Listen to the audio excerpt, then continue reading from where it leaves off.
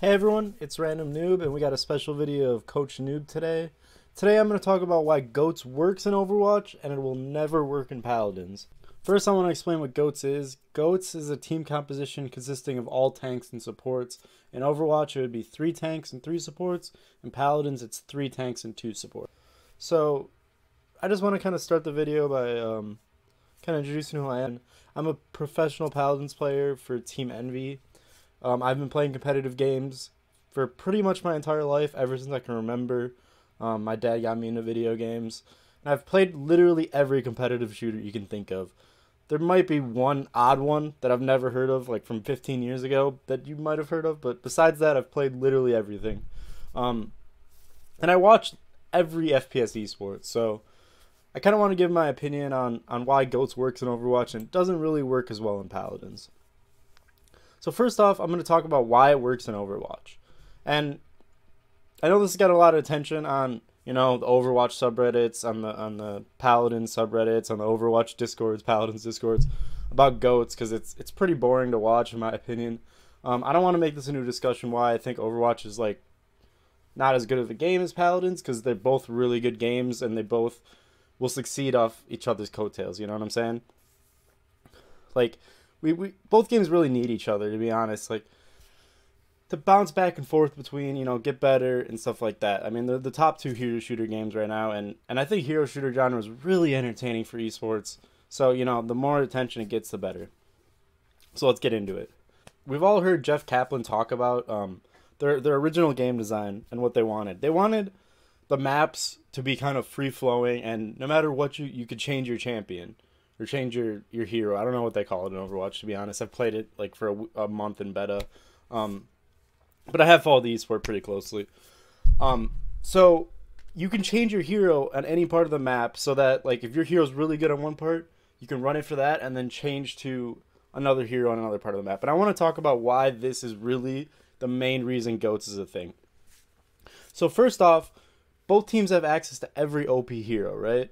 There's pretty much 4 agreed upon OP tanks, and both teams have access to them. They're Winston, Zarya, Reinhardt, and D.Va. So pretty much every team always runs a 3 of these 4 tanks for the most part. I mean, there are some other comps, but I'm going to talk about why those comps are kind of pushed away more and more, and why GOATS will constantly be the original comp everyone goes back to.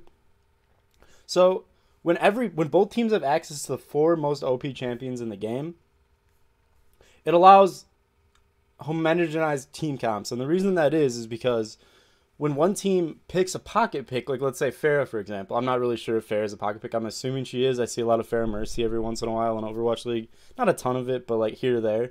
And now, let's say a team goes to that comp. All the other team has to do is pick a counter to that comp. And then all of a sudden that comp that they just switched to is just inferior instantly. So what ends up happening is both teams end up picking the comps that have the least amount of counters. So what it does is it homogenizes those comps, because if you do pick an odd comp, all the team has to do is pick a comp that counters that, because all you have to do is go back to spawn and switch champions. And another thing that, reduces the variety is the fact that ult economy is a very, very huge thing. A very huge thing in Overwatch. Ults matter a ton. Core gameplay really revolves entirely around the ults of the champions. And what ends up happening is, if you do go with a weird cheesy comp or whatever that does have counters, but they're not going to have them right away, and your comp doesn't work because GOATS is such a strong sustaining comp, and you have to hit every shot. Let's say if you go Widowmaker, you have to hit every shot on them or else you'll die. Your team won't do as good. And what ends up happening is you fall behind in the ult economy, which in hero shooters everyone knows ult economy is huge. I mean, in Paladins it's huge too. It's just the fact that Overwatch, if you're not starting off in your core comp and then you switch to it later, the other team who did start on their core comp has their ults already charging and charged up, ready for a team fight, and then all of a sudden you fall even more behind. And that's kind of why the homogenized comps happen. Because if you do pick that pocket pick, boom, counter. So everyone ends up going into comps that have the least amount of counters. And another thing that adds into this is map design. Blizzard loves adding chokes that you have to use ults to break through. And that really reduces, the quality of champions that can be played. You have to pick a champion that can break through that massive choke on offense that maybe like a flank can't do, or maybe a Widowmaker can't do, because everyone could just line a sight her. So really, those are the reasons why GOATS works in Overwatch, and I kind of don't want to take too much time on that because I'm not a professional player in that game. I don't know it a ton. I know it very little. I talked to Tulki and Rubu about it. They were really good Overwatch players. They weren't professional level, but they probably would be contenders, maybe even Overwatch League now if they kept playing. Who knows? But I just kind of wanted to talk about why it does work in Overwatch, and let's shift to Paladins real quick and talk about why it doesn't. So starting with Paladins, there's a few main reasons why GOATS will never be a thing in Paladins. To start off, the biggest reason is draft phase. The draft phase reduces the amount of champions teams have access to. And what that does is it pushes the OP champions. One, you can ban them. 4 of them are banned, so they pushes them out of the game. And 2, you can reduce the other team's access to it. Where in Overwatch, the 4 most OP tanks and whatever supports, everyone has access to. So my whole team can have Zarya, Reinhardt, D.Va, while their team can have the exact same comp of Zarya, Reinhardt, D.Va. While in Paladins, I can ban away Makoa, let's say, or Torvald. So for one, no team gets those. And also, what that does is it pushes up the worst tanks up in order. And also, this allows, tanks that aren't as good to be, the best tank in the game. And what it does is reduces access to all those champions. So let's say both teams in Overwatch, like I said, have the 3 best tanks. And Paladins, if 3 of them get banned, and let's say like a damage champion or support gets banned, like Grover, because we all know Grover's been taking a lot of bans this patch. He's pretty strong. He did get a nerf from the patch notes today, I saw, but it's kind of whatever. But anyways, back to what I was saying. In Overwatch, they would have 3 of those tanks. In Paladins, if the 3 of the best 8 tanks are banned, you only have access to the bottom 5. And what this does is it creates a lot of variety in gameplay in the tank matchups, as well as support matchups, because both teams can't have the best support. Both teams can't have Dama. Both teams can't have Grover. And they also can get banned away. And this also creates just like really interesting game design theories and things like pocket picks. Like I said in Overwatch, where pocket picks just don't work, because as soon as a team switches to a pocket pick, all you do is go boom, back to spawn and change a pick. I mean, that doesn't work on some maps. I never like I said, I didn't really know a shit ton of Overwatch, so I didn't talk about it too much. But moving into Paladins, back to Paladins. So let's say I do have a pocket pick of Drogos if they pick triple or quad tank. My Drogos pick will work because if they're going those triple tank 2 support comps, they can't just go back to spawn and switch back to like a hit scan like Kinessa or whatever to make my life difficult. So all of a sudden my pocket pick that doesn't work in Overwatch does work in Paladins, because you can take that pick in the later drafts and you can counter their comps. So what this does is it ends up making people forced into drafting comps that are very balanced, that can fight against everything. So you can't go into that triple tank comp expecting a free win, because, well, guess what? The other team can go Drogos or Pip or something that counters me. And what this does is it makes really, really balanced comps, and it makes the drafting phase really interesting. It adds a whole nother layer of gameplay that, mirror comps don't allow. I know a lot of people have played MOBAs in here that watch my videos, and you'll see in League of Legends, who likes playing a mirror comp in League? Pretty much no one, and there's reasons for that. And it's the same in Paladins and Overwatch, in my opinion. I don't think mirror comps are that interesting, and I think it really homogenizes gameplay, and it makes it the same every game. Where in Paladins, the draft phase alters every game based on what teams prioritize. And it also makes the gameplay different every single game, because it's very... I mean, there's sometimes where 2 of the same comps get drafted back to back, but for the most part, maps don't really allow that. Some champions are really good on some maps and some are on another, and this draft phase, exacerbates that, and it makes the games more interesting and more variety. And that's one thing that the draft phase versus hero select in Overwatch changes. Another reason GOATs really will never work in Paladins is the item store. I know I'm talking about a lot about tanks, but healers are a very, very important part of the GOATs atmosphere as well.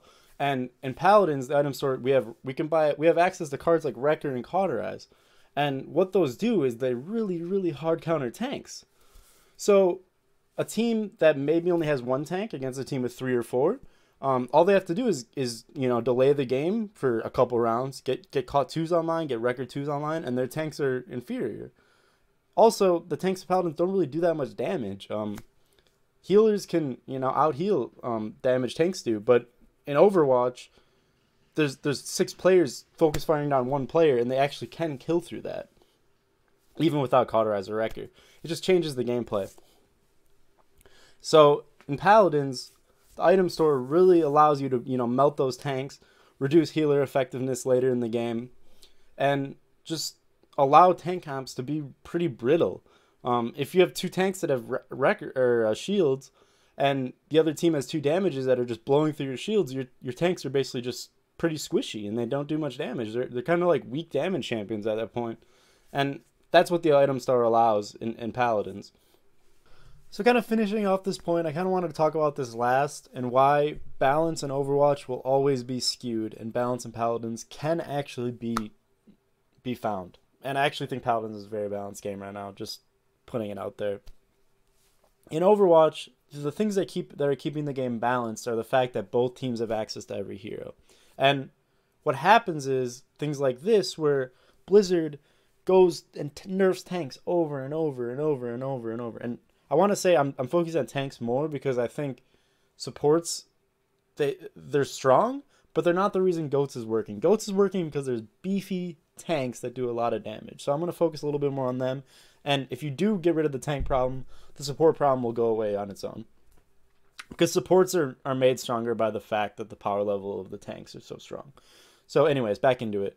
So the issue with balance design in Overwatch+Paladins is in Overwatch, like I've said, they nerf tanks over and over and over, and you're still seeing GOATs.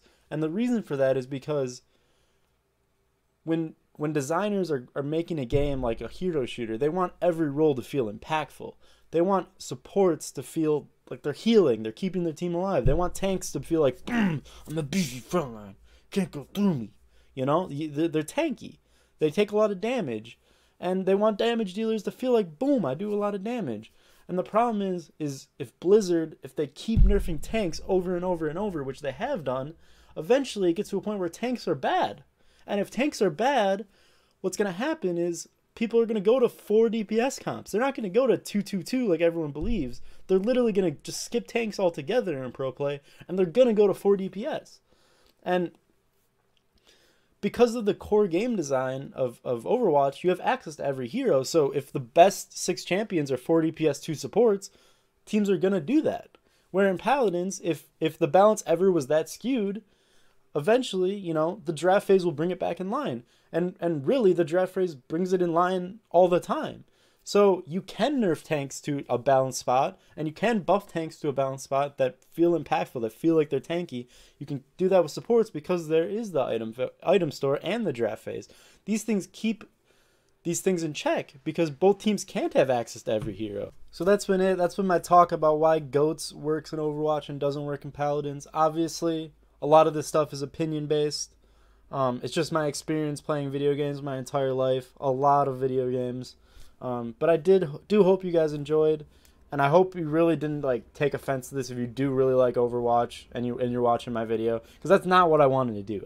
Like I said, I still think Overwatch is a really good game, but obviously I prefer Paladins. I play professionally. It's the game I chose. I didn't go from Overwatch to Paladins. I played Overwatch for a little bit.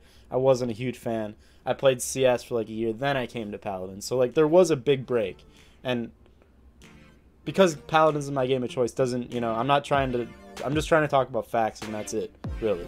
So I really do appreciate you guys watching. I hope you enjoyed, and I will see you in the next video. Peace.